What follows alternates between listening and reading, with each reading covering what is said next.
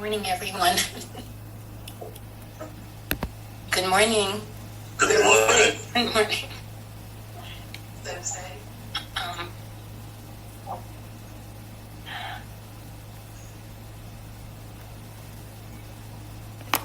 Even now, people are putting in the chats congratulations to me, and you may be surprised that I'm not going to have a question and answer period after this, because this is a session. So those of you who have come in now, who are dear friends, you're entering a session right now. We began last night at 7 p.m. and we've maintained silence until now. And when I saw that there was a Q&A this morning and realized that we are on session and we've heard these stories about sitting into the night on big sessions, how this has been done in the past, how I've been part of that. There are only 4 of these that Morning Star has through the year.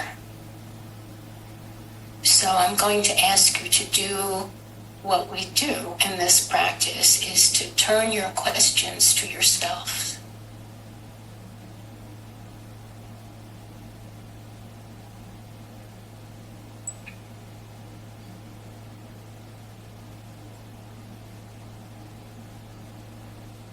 So on session, we're taking very good care of ourselves.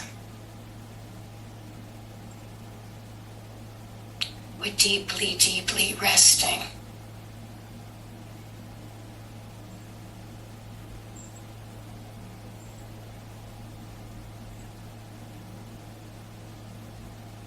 Someone asked me if I would give the same talk that I gave at my installation.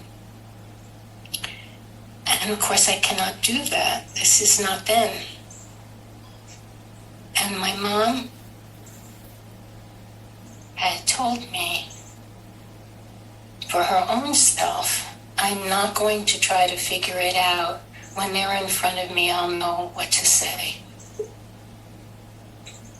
And just now, when we were sitting together, I realized that yesterday afternoon, I learned that my granddaughter's school in Brooklyn had field day. They were running around, and I also knew that the air quality alert for New York was high.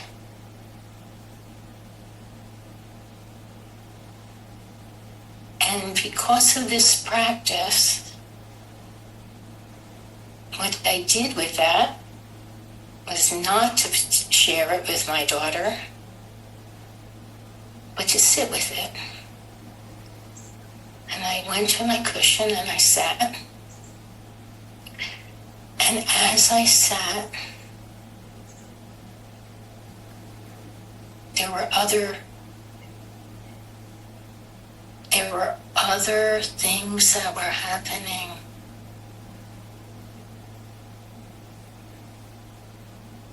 I remembered Sophie had lost her front tooth yesterday, and that was what she was excited about.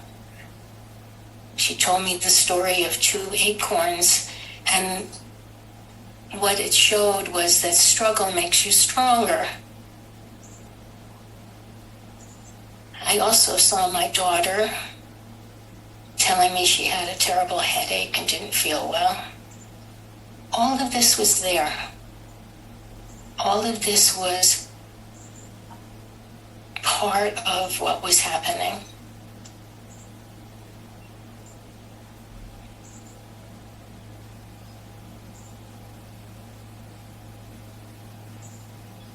So when we are sitting on our cushions, in session especially, every period we're making a full commitment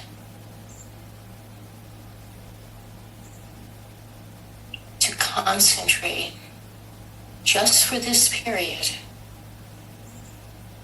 on the breath and on the posture.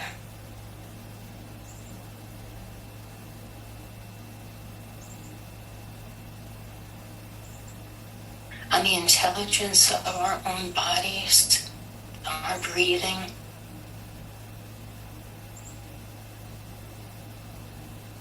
And we don't leave, we don't move.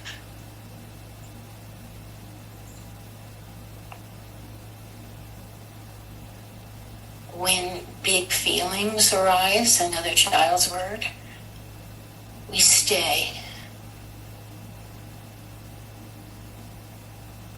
We're staying with ourselves. Thich Nhat Hanh says, I see you, my pain and anxiety, and I will not leave you.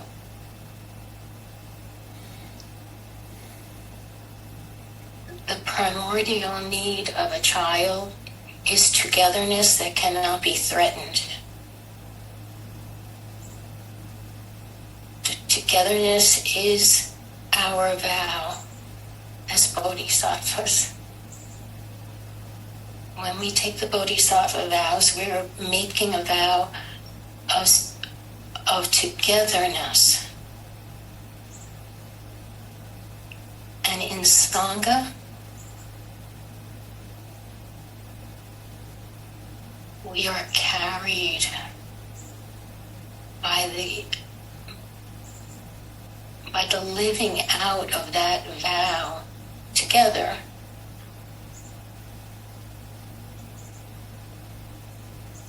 When the news that my mom had passed came just a few days before my installation,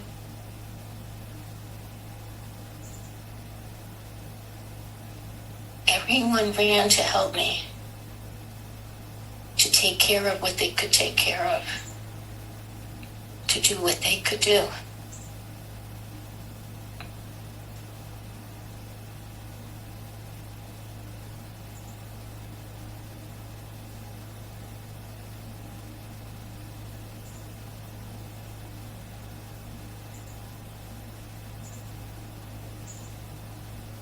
Roshi does not know this, but he gave me a koan right before his 90th birthday celebration. I was sitting with him, and I asked him for his perspective from where he sat now on his life. And he simply said, I did what I was given to do. I did what I was given to do.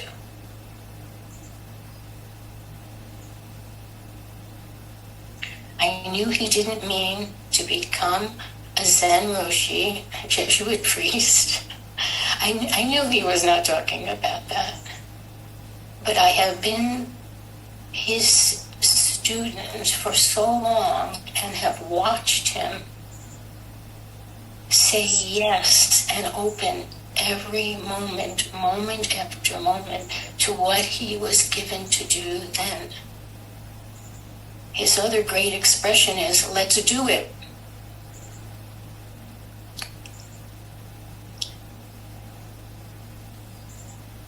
And in December, when I was with my mom,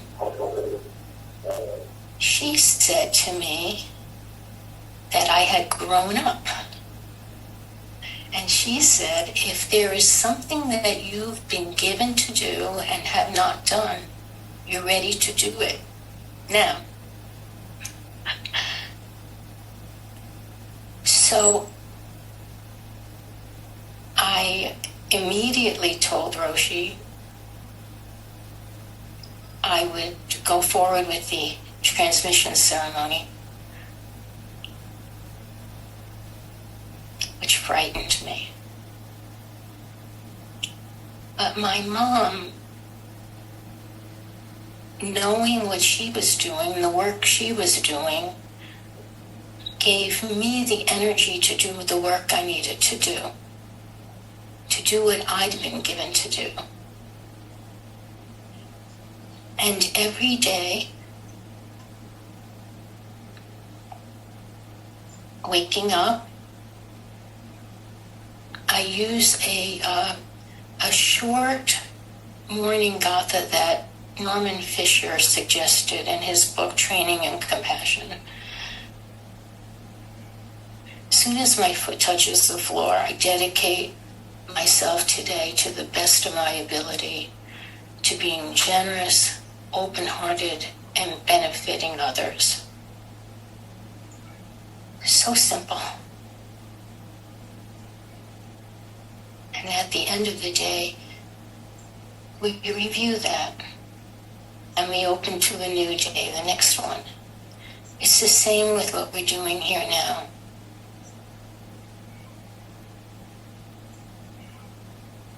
So there was a lot of rehearsing for the installation.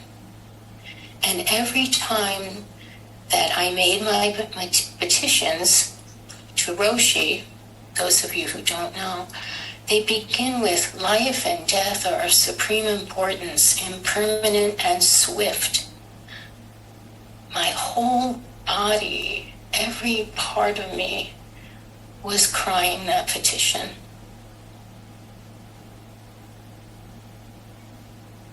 What matters more? So when we sit and we're able to continually return to the practice we've been given, and then in our activity, which is getting to be more and more active, we bring that uncluttered mind, an uncluttered mind. I had on the top of my folder of things to do words from the altar of Kelm, an elder, the Torah, who simply be exact, unclutter the mind. And each task of the day became imbued with a life. It was all living. It was all here. It was all breathing with me.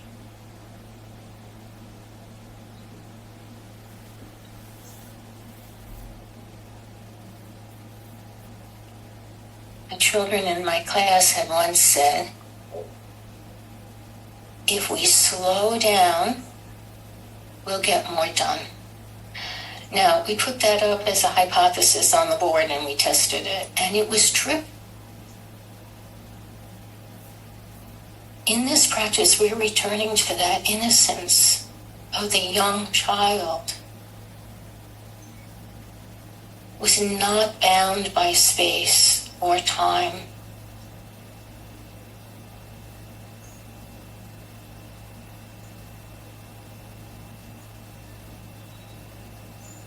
Who's open-hearted and free,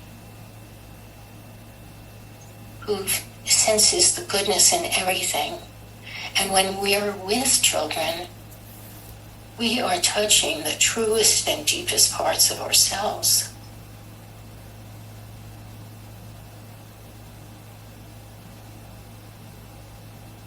So I began this practice of one thing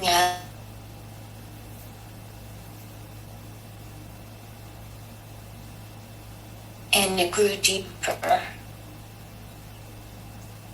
One example was when I needed to make a call to a bank because my tax accountant told me to, and I was on hold and I was waiting, and I didn't put the phone on the side and do other things. I stayed on the line, and I began to realize I was waiting. And I was not the only one waiting.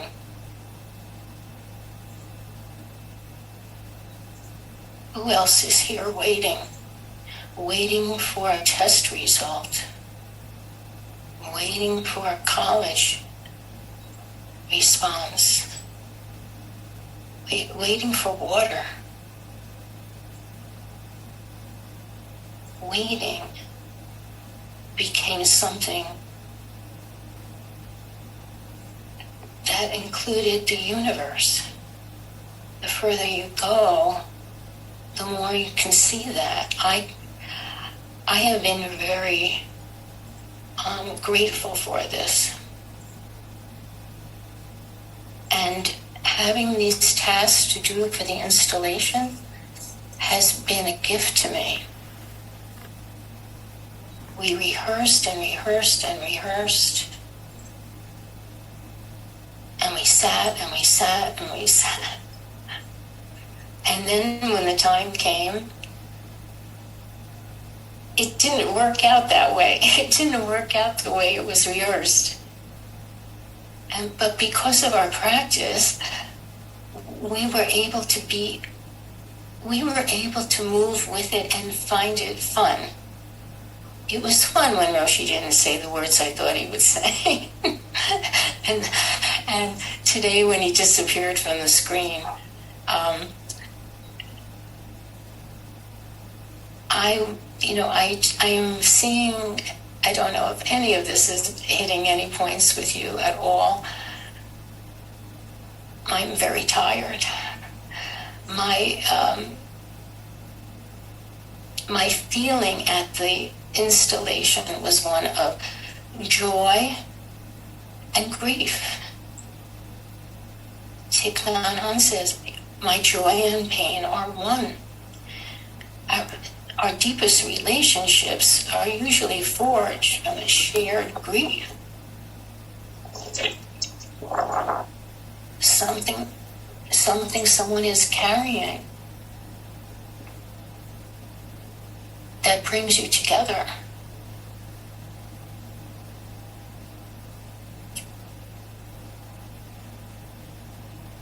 So when I was getting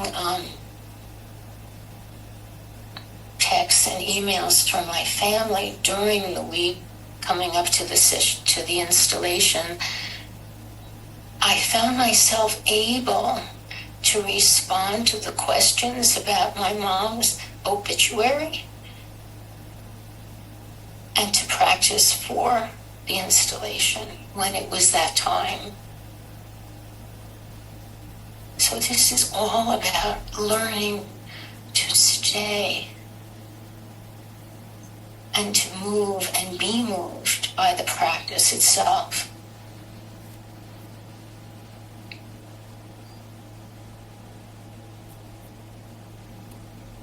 So on the cushion, we are training. We're training to not move. To not move. To stay. And not to bring anything in. As I was sitting with this, I remembered Rev Anderson's book, Being Upright. And he talks about a piece of music called Stabat Mater. Stabat Mater is Latin for the mother stood. It's a beautiful piece of music by a composer who died at the age of 26, an Italian composer, Bertolozzi. And in it, Rev Anderson describes how the Mother Mary stayed at the foot of the cross, and her son hanging from the cross,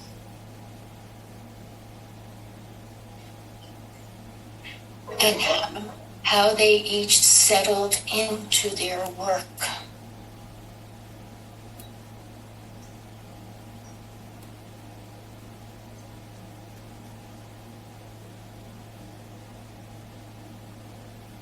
in that posture of doing what we're given to do,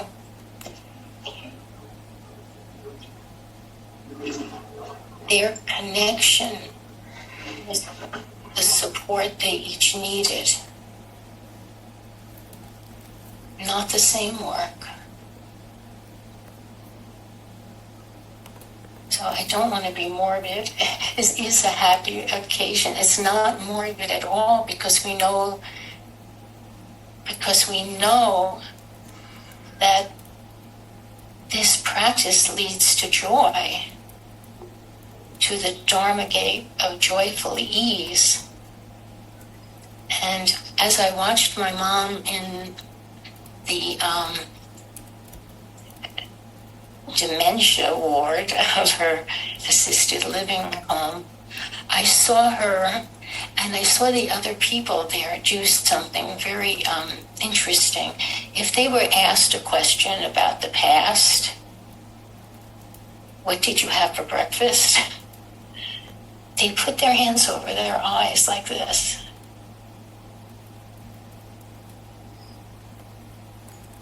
And the same as, do you want to go do this or that now? The same response.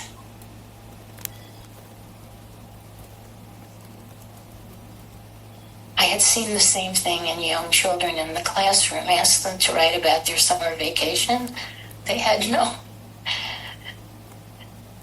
no access to that. They were not there. They were here.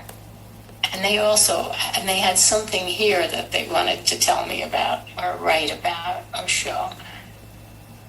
The similarities were really beautiful to me. And they helped me live in this miracle of life and death.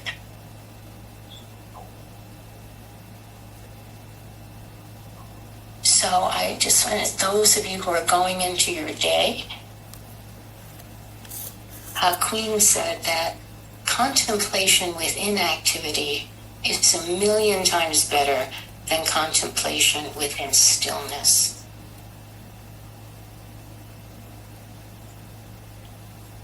So we carry forward. And my mom said something to me. She said, she told me that I had a long period where I was writing down things that she would say to me when she could still really speak. And she said that she loved me, and I said I knew. And then she said, if there's anything left out, God will supply it, and it will continue forever. So I'll leave you with her words.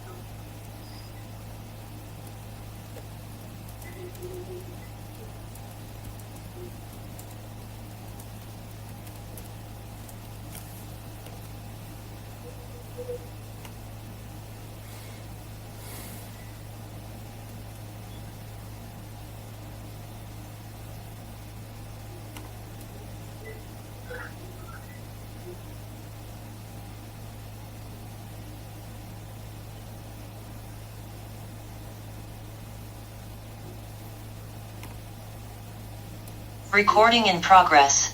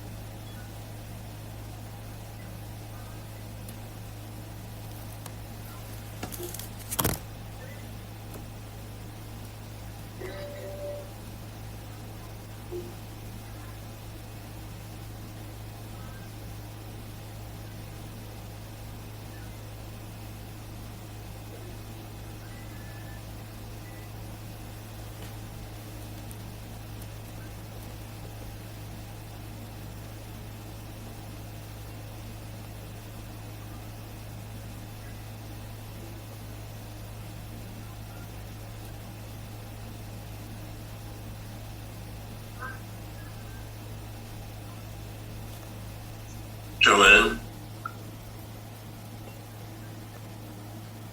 Yes, Roshi. and say,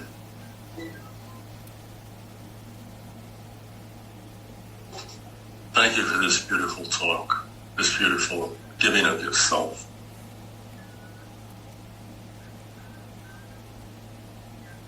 And thank you for accepting the work of being a teacher that I see and saw this repeatedly at Malloy College.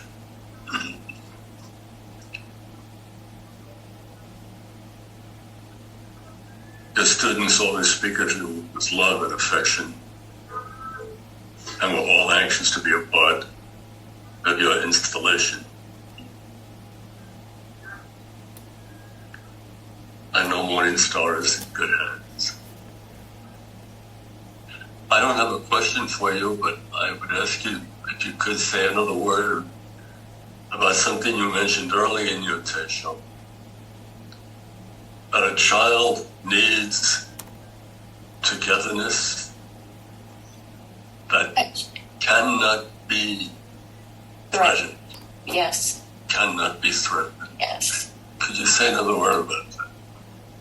So, I had heard this when I was working.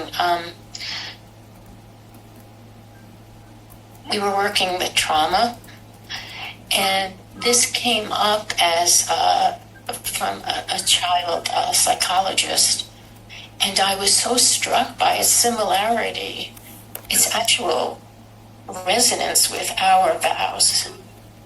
Togetherness that cannot be threatened. This is what we're vowing, isn't it, when we say we're one with all beings? When Thich Nhat Hanh uses the word togetherness as the aspiration that we hold. And I think we're no different than children. We are children. We are children, deeply dependent on each other.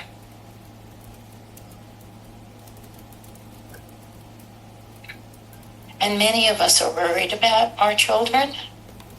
Just in our little town here, there's going to be a gathering of the friends of someone in my son's class in the mid-30s who committed suicide. And we're concerned that they have something that they can rely on. It worries me that they'll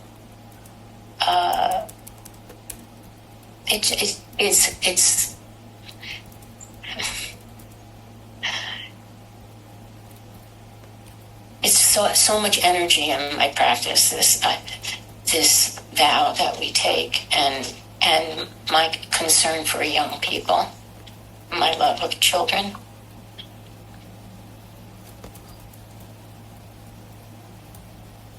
What world have we given them?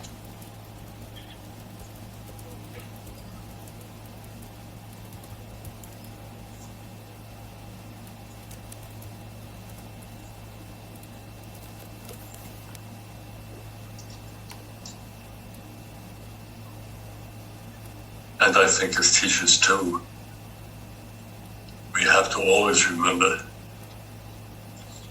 that our students are dealing with something that cannot be threatened. And we have to accept that.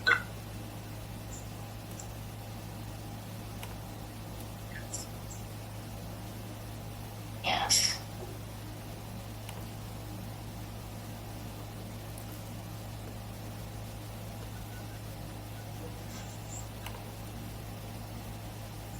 Thank you, Sensei. Thank you, Roshi.